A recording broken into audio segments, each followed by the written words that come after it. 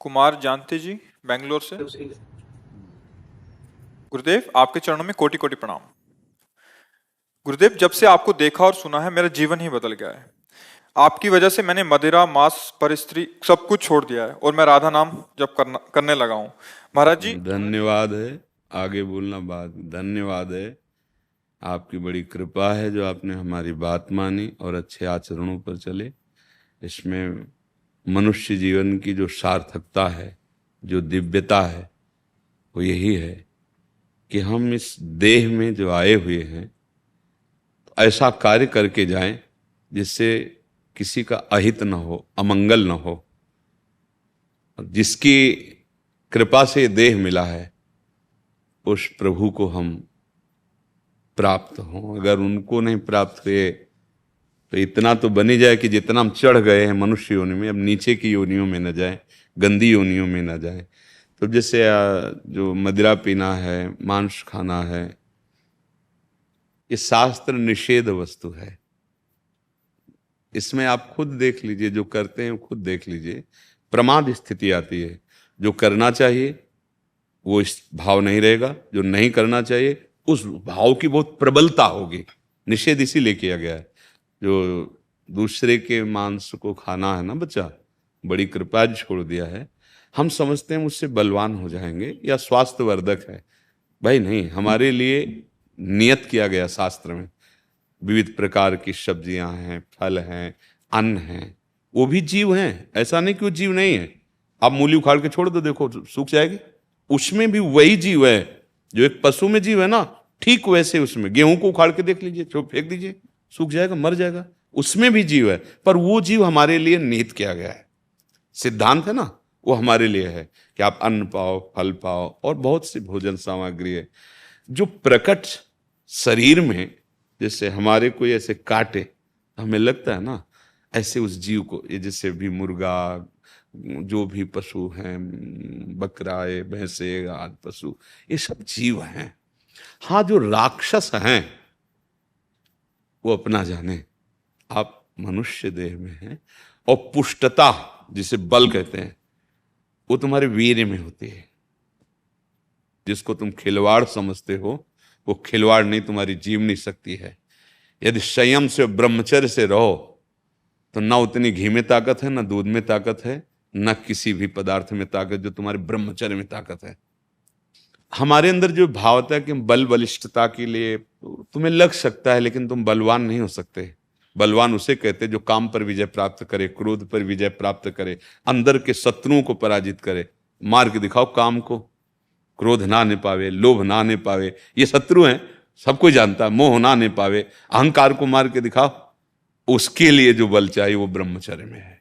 शुद्ध ज्ञान, शारीरिक बल भी, आध्यात्मिक बल भी, दिव्य भाव, दिव्य स्मृति, हर अंग में विशेष स्फूर्ति। आवेश आ जाए तो कुछ भी कर सकता है, वो सारा कुछ ब्रह्मचर्य में। पर वो वही रह सकता है जो संयम से चलता है, शुद्ध आहार रहता है। तो हम धन्यवाद देते हैं कि आपने शराब छोड़ा।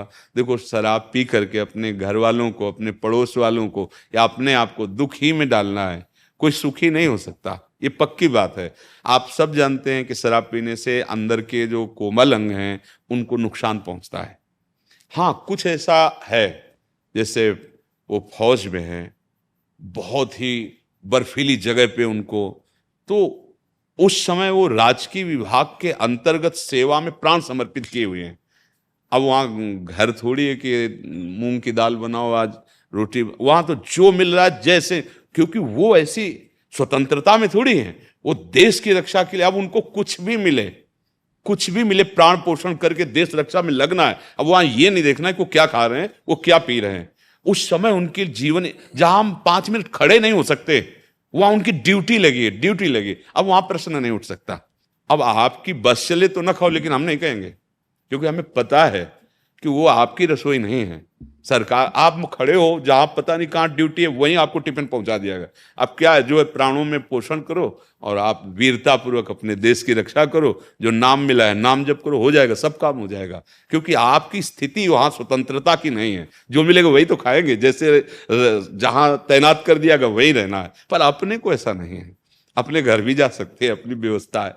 हम उनको संत से कम नहीं मानते, किसी भी स्थिति में कुछ भी खाते पीते हो, हमारे देश की रक्षा में खड़े, हम उन्हें संत मानते हैं। कई कई महीने अपने परिवार से नहीं मिल पाते, और हो सकता है जिंदगी में ना मिल पाए, ऐसा भी तो होता है।